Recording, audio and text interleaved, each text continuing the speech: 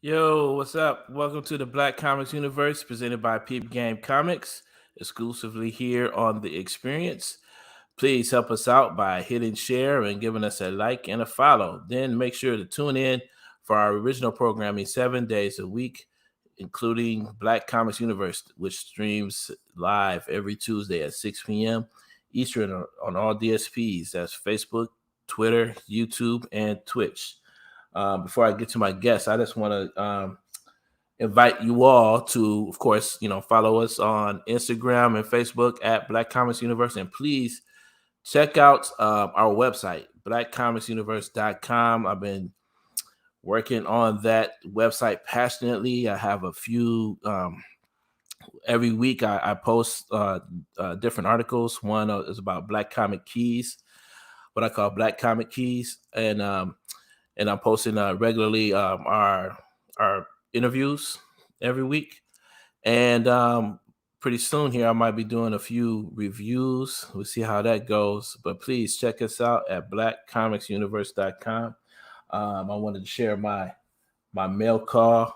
Shout out to Mike Watson, creator of Hot Shot. That's Hot Shot number 10. This has been a well sought after. I've been trolling Mike Watson for that book for at least 3 or 4 years.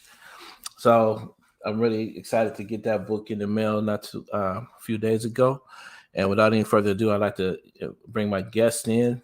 I have Danny Quick, Javon Stokes, and hopefully pretty soon here, Morgan Iverson. There he is.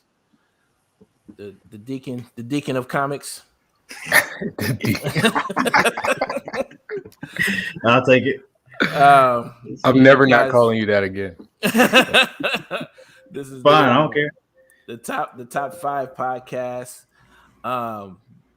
And I just recently walked in on your guys' program that you come on like about an hour after mine, or right after my program. And I was listening in on your conversation about Comic Cons, and I wanted to bring you on just to, unpack that conversation a little bit further. Hopefully, this don't turn into a fight. But I wanted to start off by I'll give a little quick intro of everybody. Danny Quick, you're the creator of Ace Blade, so check his book out on.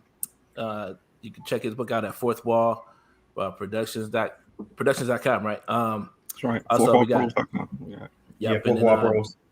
Yep, and you can also find Lumberjacks on that website as well from Morgan Iverson and Javon Stokes. He's the creator of Heat, the Black Flame. You can check him out on Facebook, and then you can that's fourthwallpros.com. Visually Stoked. All right, got you. Yeah, visuallystoked.com. You can find Javon Stokes' book, Heat, the Black Flame. So, I walked in on a conversation about Comic Cons. And, Danny, you had like a somewhat controversial take on big cons, and I wanted to give you the floor. I will say this. Since it's like we're 2-on-2 now, it's like a wrestling match now. I'm gonna tell you right now, I'm leaning towards Danny. I was leaning towards Danny in y'all's conversation. So I'm gonna let him go first, and then I'm gonna make my way around. I'm gonna, hit up Javon next, and then Morgan, and then I might throw my 2 cents in every now and then, see how this conversation goes. So, Danny, why don't you get us started? As to how what all the hoopla is all about. I still feel confident in my position that for indie creators, big comic book conventions are a scam. Okay. Mm-hmm. Especially the ones, if you have to travel and you have to pay for a booth and you got to pay for a hotel, everything that you have to do to get to the show, all the money that you got to put in to get to the show. I know for me personally, it took me a long time to actually start making profits from doing comic book conventions as a writer. Okay. Now I know I know a bunch of artists who can make money at shows and who can do networking things and stuff like that. But if you're a writer or just a small indie show, like especially shows like New York Comic Con, Baltimore, like them shows are too big and too overwhelming for you to be able to get the intimate time that you need with somebody to impact them and have them, either be a repeat buyer from you or to be following you on your comic book journey. For some people, one book is enough. If I sell you one comic, if I get that $5 that $3.99 from you, cool. It's not for me. So to me, these large shows are a scam. It's for you're making, the people who run the show are making money off you by having you there, by taking your money to get the booth in the first place. The hotels are making money off of you. The local Uber folk are making money off of you, but you ain't making money off of nothing. So it's a scam to me.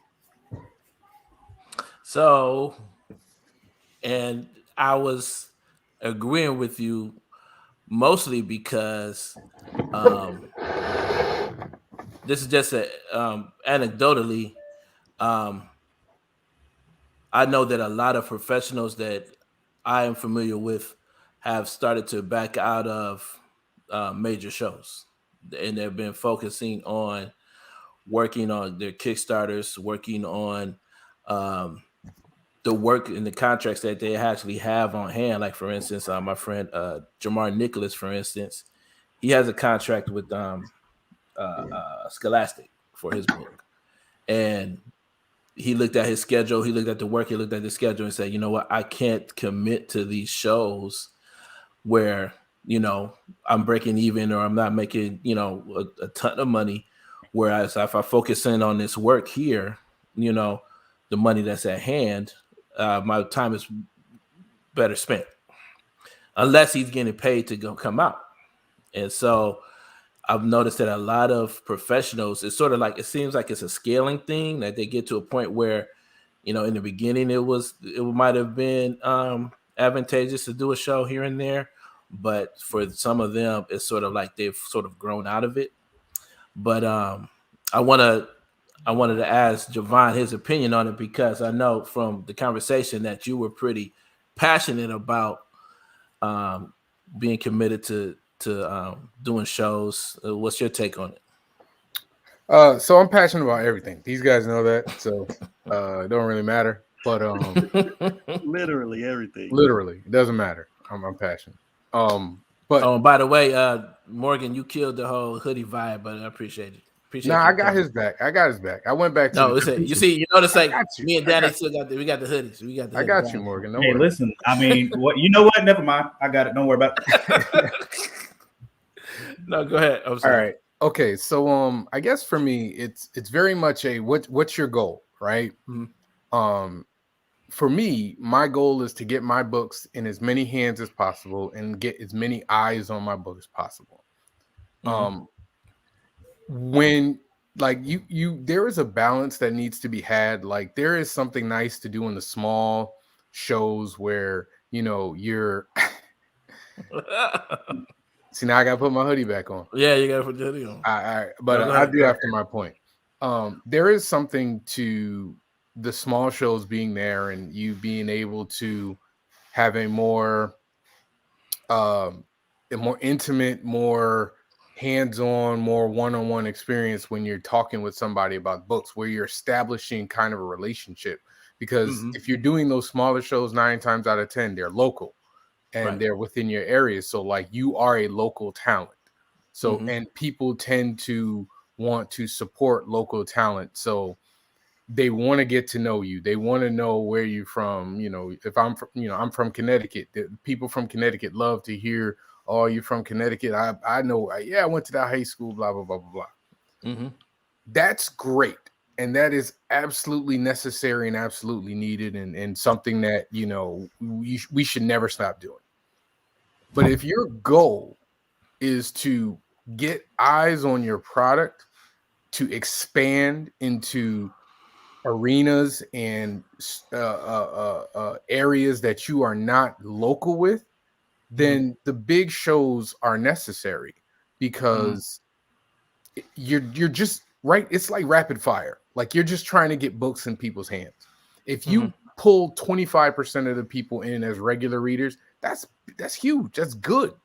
Like, you can only control what you can control. If I can sell you my book, if I can sell you a copy of Heat and you read it and you're like, you know what, this isn't for me. It doesn't matter. Even if we sat down and talked for 30 minutes, book probably wasn't going to be for you anyway, but you still supported me and I appreciate it.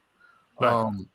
Regarding the financial part of it, it's a business, right? Like, yes, the big cons are gonna charge you $200-300 for a table. They're trying to make money too. And yes, if I go to, say, Boston, for me, Boston, I need to get a hotel room. Yes. These are all part of it's all part of the gig, like my whole thing is I'm trying to work to get to a certain level so that I don't have to pay for the hotel anymore. I don't have to pay for the booth, because Heat is a big enough name and it's a big enough draw that I got people coming to see me. And that's all big. And big cons, that's what they care about. They want people who people will come to see. But you can't become that person if you don't do said con. You understand? Well, I disagree. Yeah. I disagree wholly. How do you extend your reach because what you're saying is kind of contradictory. You want to be able to talk to people and get hands-on and see faces that go with the book, but you don't want to expand out and go to arenas where you're getting a larger portion of people to expand out and get your book into more hands. No, I will. I've shown one last thing. Most of the time I do a big con. I do Terrificon down here in Connecticut. I love Terrificon. Every time I do Terrificon, I've done it twice. The first time I did it, people bought the book. When I came back, those same people were looking for me. You know what I mean? So like, you have to grow your audience, and sometimes growing your audience means doing things that you're uncomfortable with doing, and it doesn't necessarily fit into what you like to do. Because to me, at least for me, it's not always about what I like to do. No, I just wanted to share this anecdote that before I did my first event, I reached out to the creators of Monkey Brain. Okay. All right, so Monkey Brain is a publisher. What they do is they publish their comics digital first. So all of their books on Monkey Brain, they publish all those books, and they're available on Comixology exclusively. And before they ever go to print, like, these books don't go to print. It's all digital first, right? And once it gains popularity and exposure, then they seek out a printer a publisher for said book. So they might go to Image, they might go to Dark Horse, whatever the case might be. So I reached out to them and I asked them, I said, okay, so how do you guys approach cons? Because they deal with a lot of different creators, right? They have a lot of books on their roster, a lot of creators on their roster. It's a creator-owned type of company. And I was just telling her, like, what is your engagement like with your audience at major cons like San Diego, Emerald City, New York Comic Con, that sort of thing. And what he explained to me was that, well, they didn't go to their first con until 5 years into their business, right? So that's 5 years of building their audience strictly online, right? Like before they even put a single dime into tabling at a convention, they spent 5 years building their audience. And I think a lot of that says a lot as far as if you're going to invest. And then when they actually went to the convention, they focused more so on their writers and illustrators coming in for book signings to their table. So it wasn't even like they were focused on this selling books. It was more about reader engagement, right? Which is which is what a lot of publishers do at larger cons. You'll notice that the vast majority of what, say, somebody like Marvel or DC does isn't even about selling books. They're engaging. They have these, stations where you taking pictures with stuff, and you can find exclusives and buy the exclusive products. But a large part of what they're doing there is actually engaging fans. It's marketing. So they're not necessarily looking to make a ton of money. They're actually looking to spend a lot of money towards, marketing whatever's going to be the next hot book. And with that, I wanted to bring Morgan in on the conversation because you seem to be somewhere in the middle when I came in on the conversation. So context and nuance matter a lot to me. So for my part of it, you know what I'm saying, that's where things come from, because this whole conversation it involves context, and if you don't keep things in context, then it's going to make everything else harder. Gotcha. So in the conversation that we were having, me and Danny have this argument once a year, usually. But it's mostly because speaking on our side, I think scaling, like you said earlier, matters. If you are a young company, you're just starting to get your comics going. Maybe you only have 1 title, 2 titles, things like that. Those are things that you have to take into account with your price and how much are you going to pay for this booth, how much is it going to cost. You have to take that into account before you go, but you also have to take into account. Okay, but what is the possibility for my exposure? What's the possibility of me networking? What's the possibility of me running into people and getting my name out there, so that the next time I go to a con, people are looking for me, like what Javon was saying. So if you are able to get to this bigger con and meet a lot of people, whether you make a huge impact in their life or not, you meeting them and them seeing your banner, them seeing your poster, them seeing something at your table. There are 50 million tables in there. That's the hard part about all cons, especially big ones. Your job, if you go to that con, is to make sure that your product is good, so that when the people get that in their hands, they remember it, and like Javon said, come back looking for you.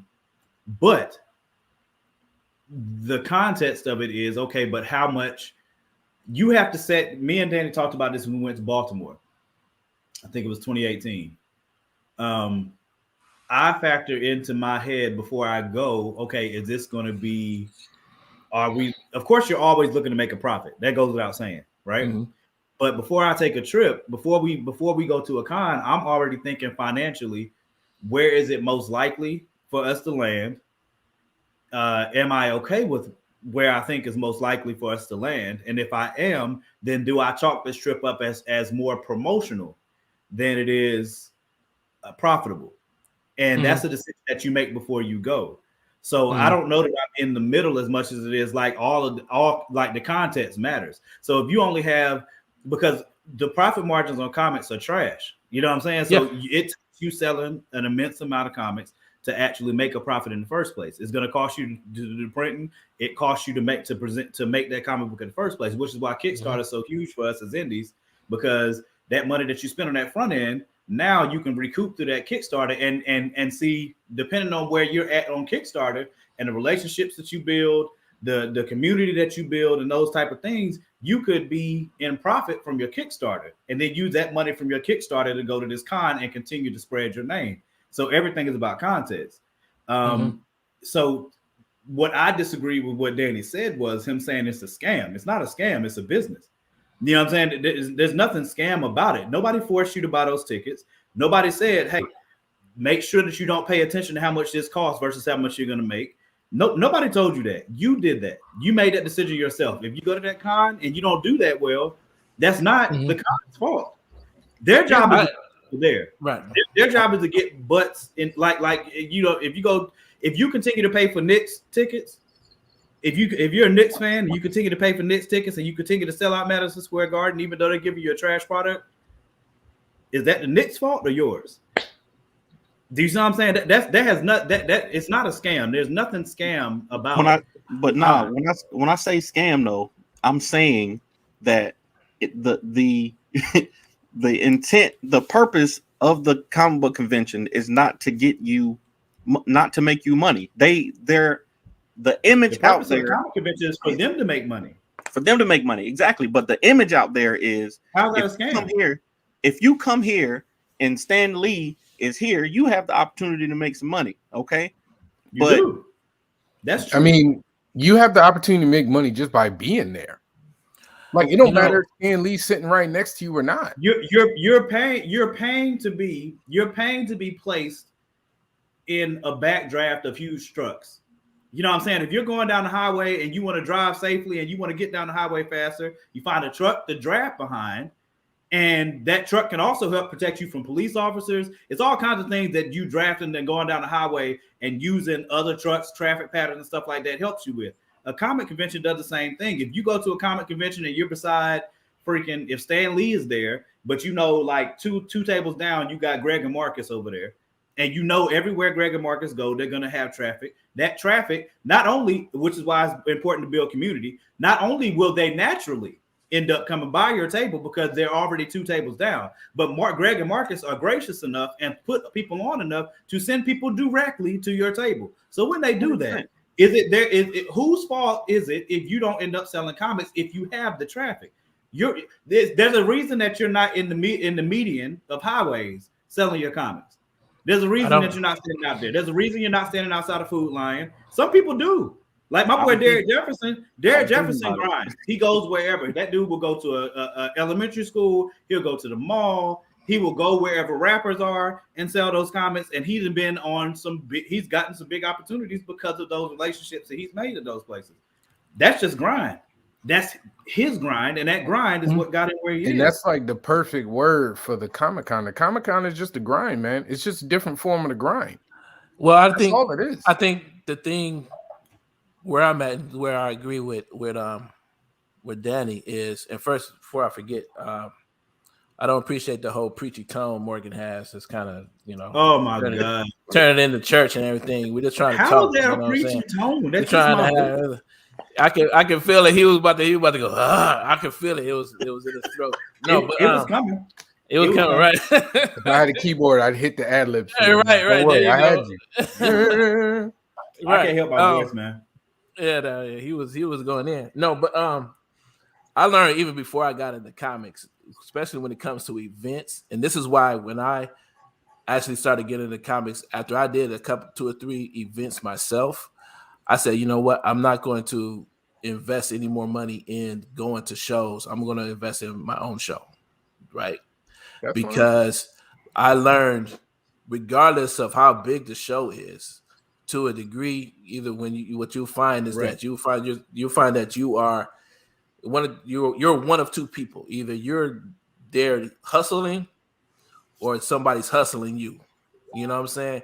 Because like somebody is definitely not necessarily taking advantage, but making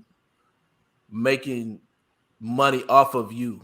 But how is that hustling you though? I'm That's confused. not You because know, only I'm because gonna I'm tell saying you no, why. no. In the Terminology sense, for me. in It's the the sense terminology. that You guys use the terms like hustle in and this. scam. Hold on, and I'm not didn't say I didn't say No, you. not you using because of the scam. same reason. No, because of the it's same like reason because it's like you're either one or two things. It's just like going into a casino. The house always wins. Like not that you can't win, but on average, nine times out of 10, 95% of the time, it's built for the house to win. And just have y'all and ever that's done? I Have y'all disagree. ever done a I Have y'all ever disagree. been in a pyramid scheme? Y'all ever been in a Come on, pyramid man. scheme? Don't do that.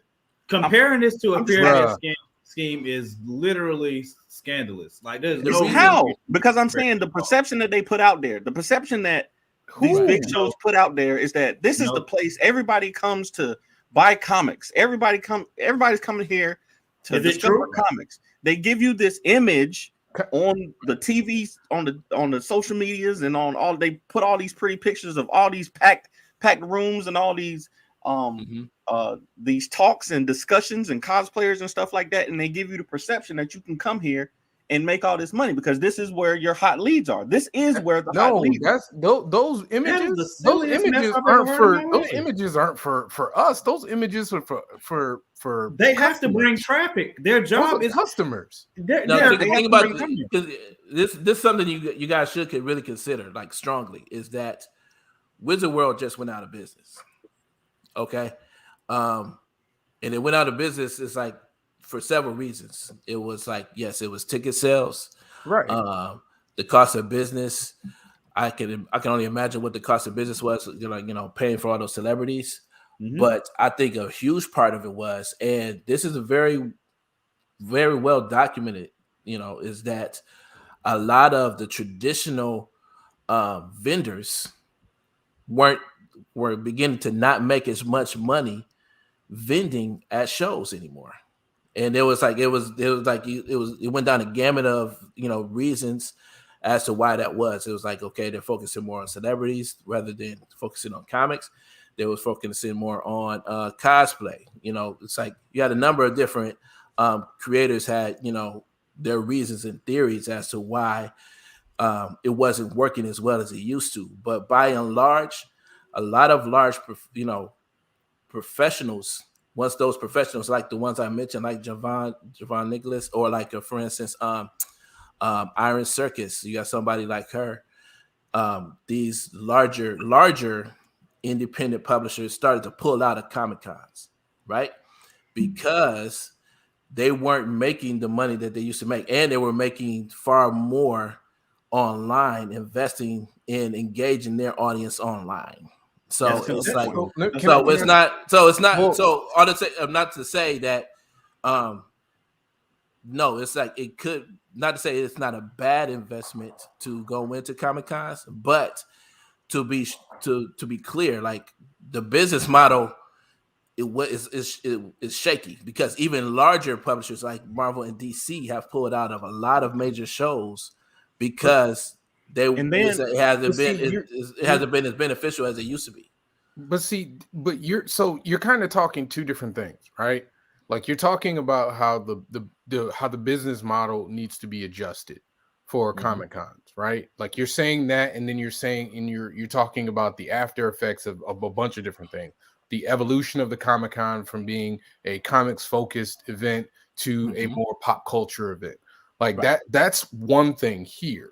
What Danny is talking about, and Danny is calling it a scam and comparing it to a pyramid scheme as if it's something that you can be tricked into doing. Nobody is tricked. Nobody. I promise you, Danny, listen to me. Let me give you my main point. Nobody is tricked into getting a table at Comic-Con. Not name one person. Let me give you my main point. I'll show you how, but go ahead, Danny. I'm gonna give you my big point. But and Imani just said it. It's called Comic-Con, right? Mm-hmm. Okay, it's labeled Comic-Con. It's a comic book convention, right? Yes. And you just said that it's not that anymore, right? I said that it's evolved. It has evolved. It has evolved from right? a comic book focused event to a pop culture focused event. So and for many reasons, but there's a whole gamut of reasons for why it's happened, though. Okay, but how a is that human, a scam? if you believe in evolution, a human is not a monkey, ape anymore, right? A Neanderthal, right? They we named share it a lot of something the else, same DNA, bro. but Yeah, they named it something else though. Even though it's something completely different, they named it something else. but So if I where's the say scam come in? Where's because the scam though? because I'm saying this is Comic-Con. This is where people come to celebrate comic books, right? This is So you where want them to people are take the buying comic comic books. It's called Comic-Con. But when you go there, it's not about comics. It's about celebrities, movies, and everything else. But did they lie to you on the card? Do they lie Because they to you said on because they called it on the Comic-Con. marketing? Yes, they called That it is not. Comic-Con. Are you kidding me? No, I'm not. How? They called it Bro, Comic-Con. that's like saying that Kroger is scamming you. Well, Kroger doesn't exist anymore. That's like saying Food Lion is scamming. Kroger Well, don't not exist right no more? not in North Carolina. Okay. I was about to say Food all right, Lion. It's like saying Food Lion is scamming you because there's no lions, or Harris Teeter is scamming you because it doesn't say anything about food in the name of their place. That there's food there. That's You like know MTV. That's like here's being what I mad know. at you know MTV what else now. is hold on. It's not. It's You know not. what else is sold in grocery stores It's not the besides same. food? It's not the same. Batteries, deodorant, It's not toilet the same. paper, It's not the Clothes. same. pharmaceutical things. But it's mostly grocery though. But it's mostly Is it stuff mostly that you can eat though, grocery? right? Oh, Yeah. okay. So the majority of Comic Cons is I've seen whole rooms full of comics, of MCU comics, DC comics, indie comics, all of that's there. Everybody Actors that that comes are to taking cosplays, part they're in comic cosplaying book things that they saw influenced on movies. comics that then eventually went into the culture. They're not Right. lying You're to saying you. exactly what I'm saying. Here's what I'm saying is this is how the quote unquote lie work, if there is a lie. I'm using lie. The word term lie might be a hyperbole, but bear with me here. It's like when I promote an event, right, and I charge a particular amount for a table, right. I justify. There's a list of things that a really good vendor will look for to justify that cost, right? And usually what he is looking for is like how well I'm promoting the event, right? So how big the event is, right? And he needs all this evidence to show how big that event is. The other thing on that list, and this is all in the prospectus that I would give to a potential vendor. It's like I'm telling him, last year we had so many thousands or hundreds of thousands of people. I told him that we promote on this channel and that channel. It's like we have a mailing list of hundreds of thousands of people or millions of people. We expect these many people to come this year, right? It's like I'm not making him any promises as to how much he will make, but what I am suggesting is that for what he's paying, there's opportunity there for him to make back the $500 to $800 that I'm going to charge him for that table. And we're talking about, and I think we should focus. I think the conversation really zeroes in on those shows that are charging closer to like $700 to $800 a table. Is whereas because that's when I start to wonder. Okay, it's like $300. It's hard for me, but at the same time, I can see how someone can make that, fairly easily. But once you get to when we're talking about books, once you get to that $800 some dollar mark, I find it very hard for to really justify some of those costs. And the only thing is like somewhere in there, not to say that they're responsible for this, it's like somewhere in there I will have to be convinced that so many hundred thousands of people that they promised to be there is going to offer me the opportunity to make that money back. And what a lot of vendors have started to learn is that those shows aren't giving those are the returns aren't there. And then they're starting to pull out. Can I ask a question before you say something, Morgan? I'm gonna ask a question to my man. You keep using the word vendors. Tommy? Yeah. Oh yeah, yes, vendors. When yes. you're saying vendors, are you including the small like independent comic book people?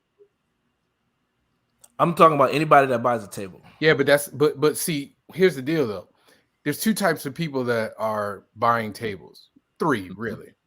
But you have your vendors that are people that are selling comic books, like people that are usually like at stores who are bringing their, you know, their stuff to sell at the Comic-Con. So there's those vendors.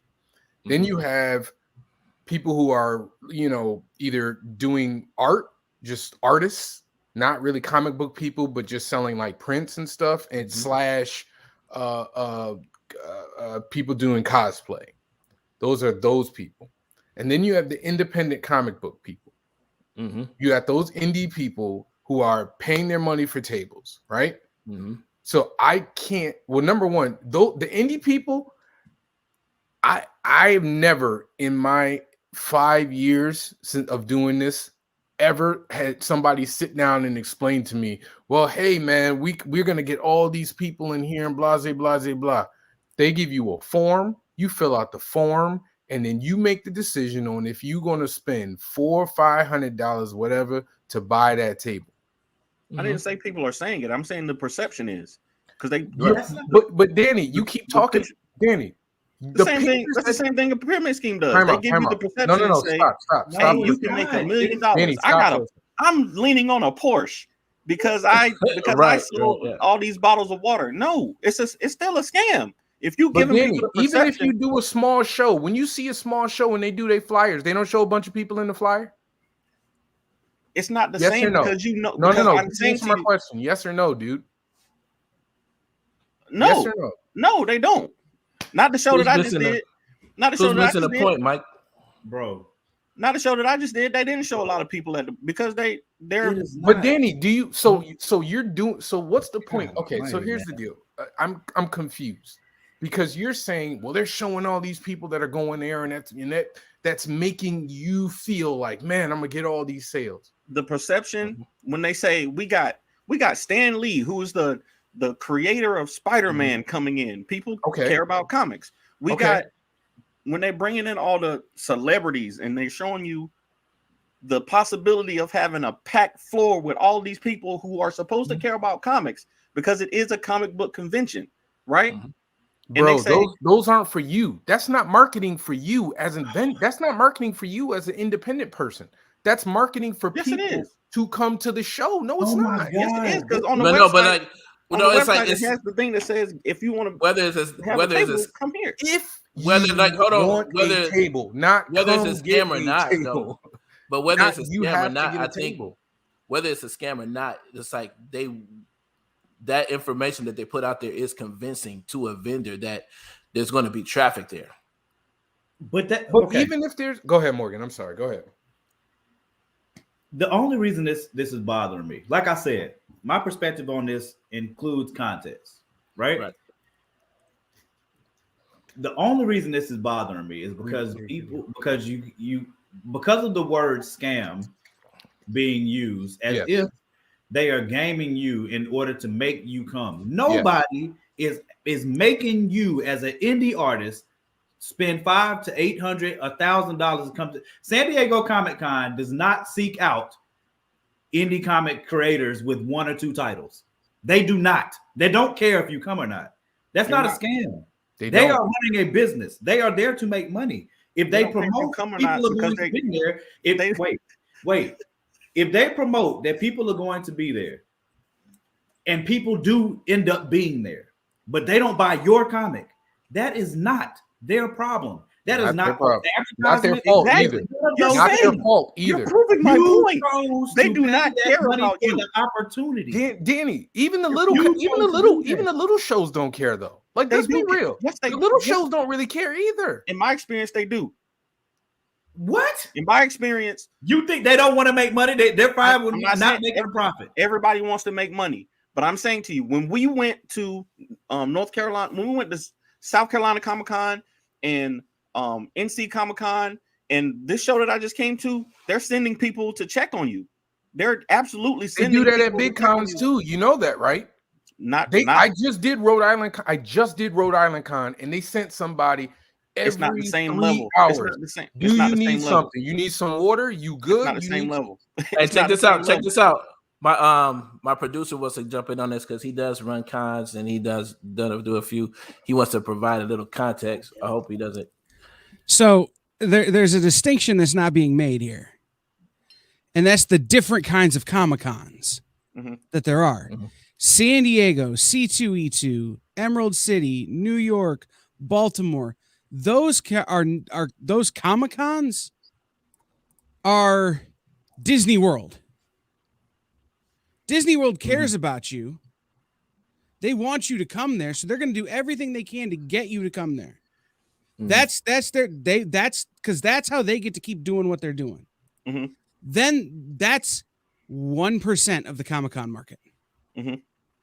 98% of the Comic-Con market are the mid-size shows that happen like Motor City or the Wizard shows, or you know, they're big, but they're not so big you can't see the whole thing. I went to New York and spent a week at New York and didn't see the whole show. And tried. You just can't do it. So you get to a certain point where that's the top tier. Then you have this massive tier that's the middle, which is like you're saying, North Carolina or Indiana or wherever. These shows where they can actually care about you being there. They can afford to do that. And they're still making their money. And they're still going to bring in their celebrities. But their celebrities are that guy who was on 4 episodes of The Walking Dead. And, the guy who played Robin in Batman in the 60s. And I did a con one time with the mailman from Mr. Rogers. Nice. Like that. And the dude drew people. Yeah. And then there's this third level of Comic-Con that nobody's talking about that happens in the Knights of Columbus Hall or in the Moose Lodge, where it's about comics. Right. And it's people are going there to find comics. Right. Which is another 1%. So every one of these shows can afford to do different things at different levels. So the big shows, they can't afford to pay enough staff to come around to every vendor and every person and say, do you need a bottle of water? Or make sure you're getting your book sold. They can't do it because that's not what they're there for.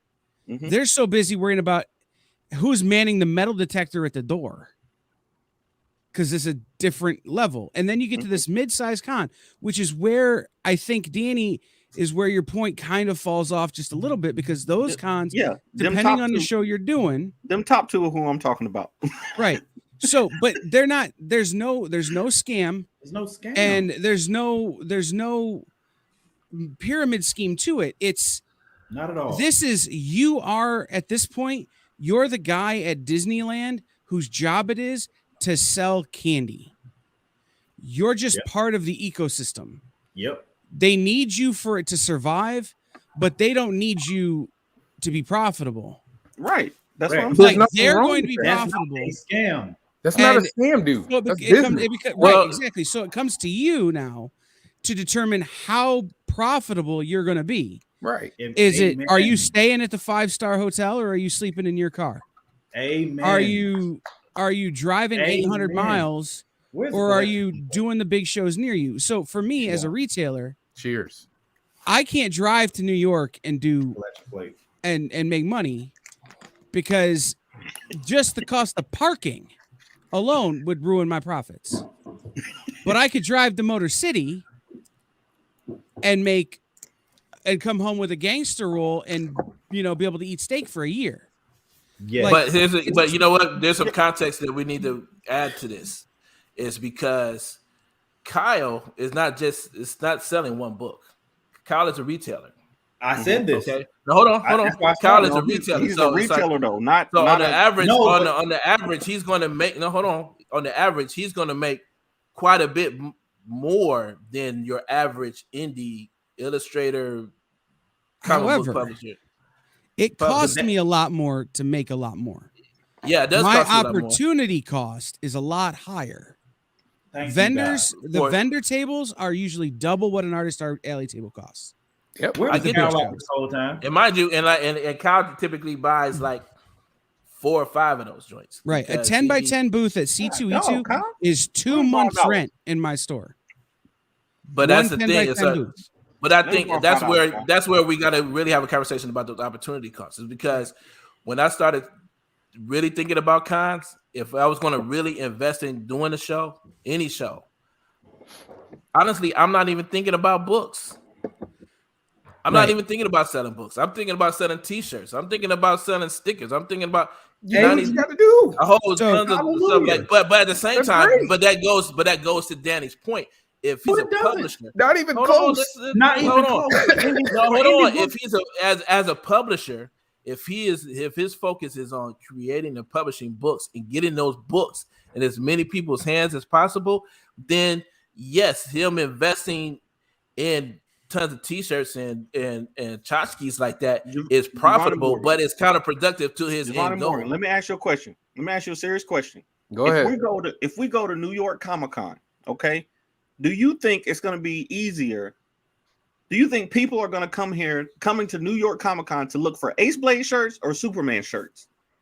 Mm-hmm.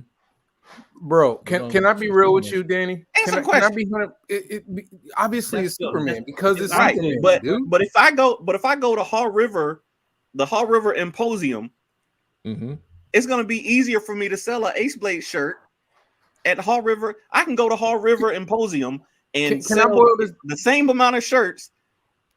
It's like, can I boil this down for can because I said this during our show and Morgan knows this and I said this during our show. So Kyle, give me 1 second and I'll cede the floor to you.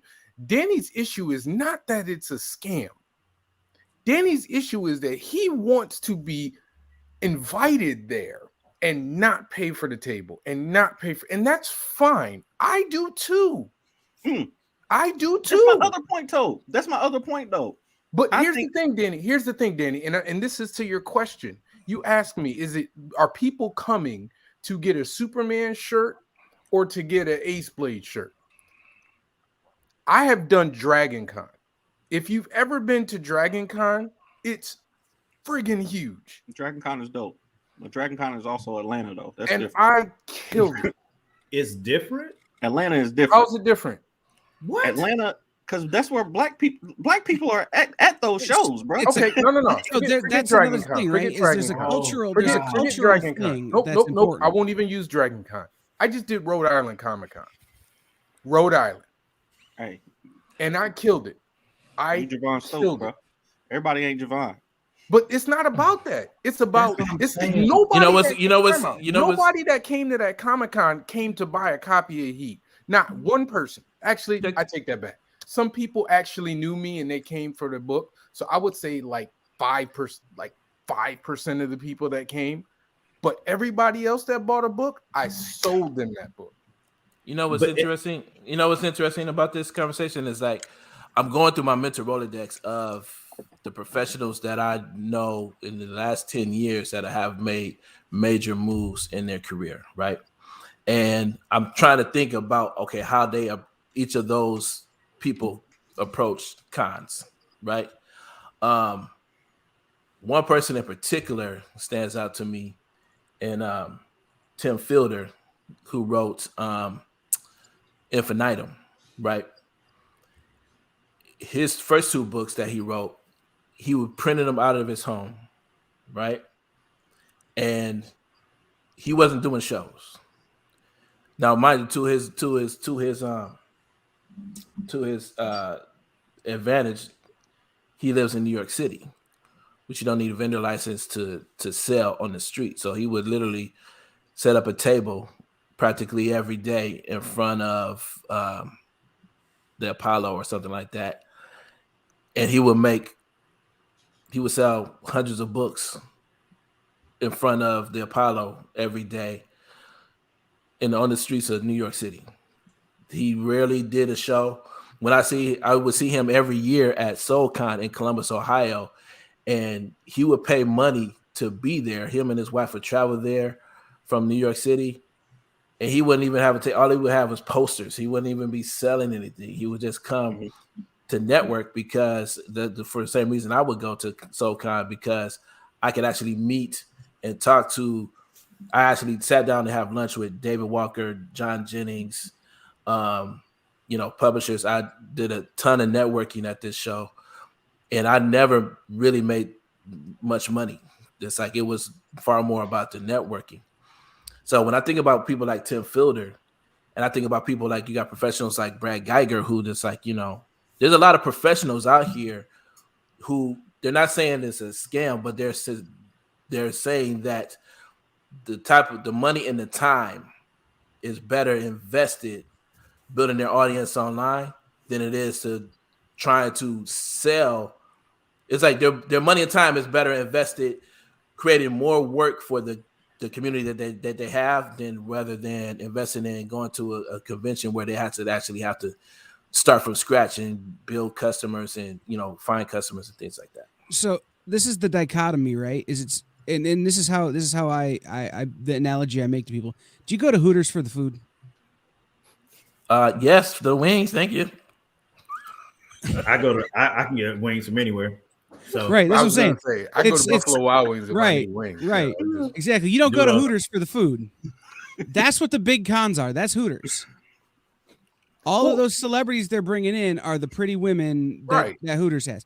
Now, there's a difference between needing that stuff, which Hooters does and these big cons do, and not needing that stuff that every other good wing joint has. Right.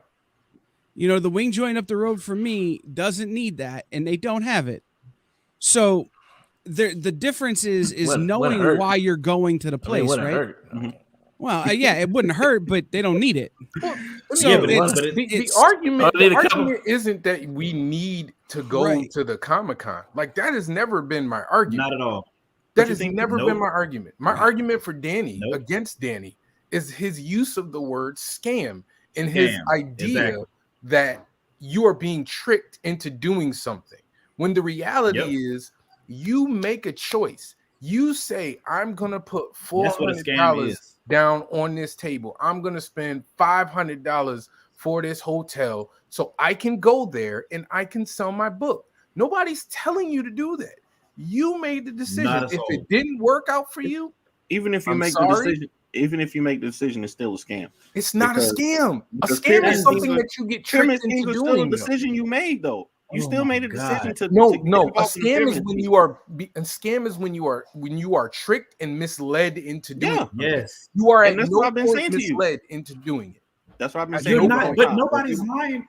If you choose, all right. This is my last point. Go ahead, Mark. I don't understand how. I don't get it either. Like I do not understand how somebody there's an advertisement on TV. When you go, the best. Okay, I know where you're going. I know where you go. Everybody knows I love scary movies. Mm-hmm. One of the best scary movie trailers I've ever seen was I think the name of the movie was Shudder. The trailer was freaking-tacular, and I was like, "Yo, there's no way I'm not going to see this. I will be in there night one, on the ball. Period. I don't care what it takes. I'm gonna be there." Right? I go to the movies. That was one of the worst horror movies I've ever seen. Can I go at them for false advertisement? Is that a scam? No, it's marketing. No, yeah, they're good at their job. Morgan, I got a better one. Let's say you see something online because they got your money. Nice restaurant. You see something online for a really nice restaurant, right? Now you see this thing. It looks good. The menu looks good. Everything looks good.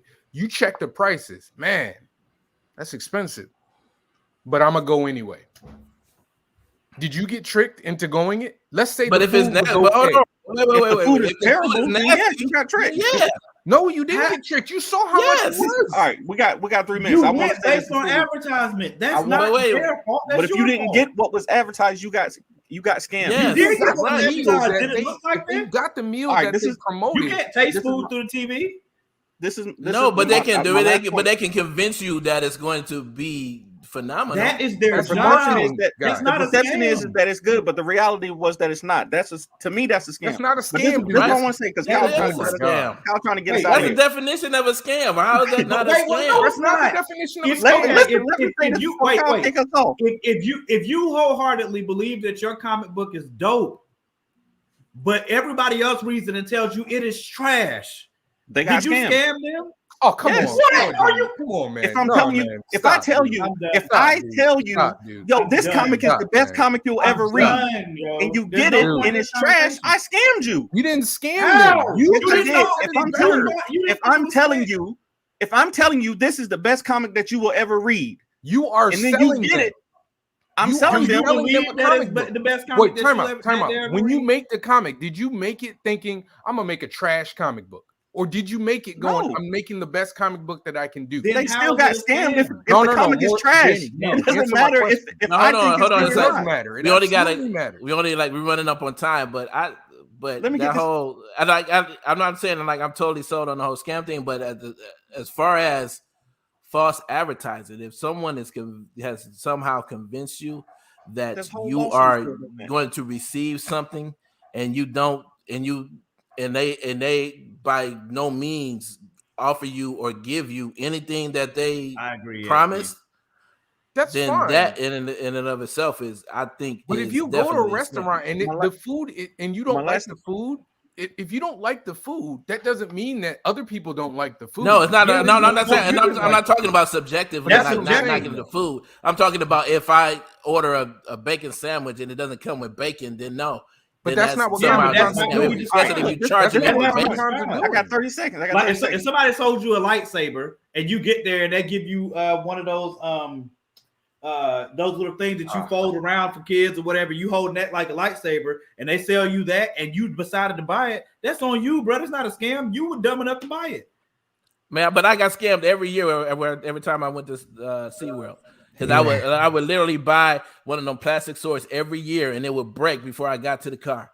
And it was like, I come off that $5 every time. I have my parents buy me that sword every Whose time. fault is it? I'll give me 5 more minutes. Give me 5 minutes. Let's just do this again next week. How's that sound? Okay. Because the next show is like, hey, when are we gonna be able to start? When are these guys gonna stop? We only got like you're over.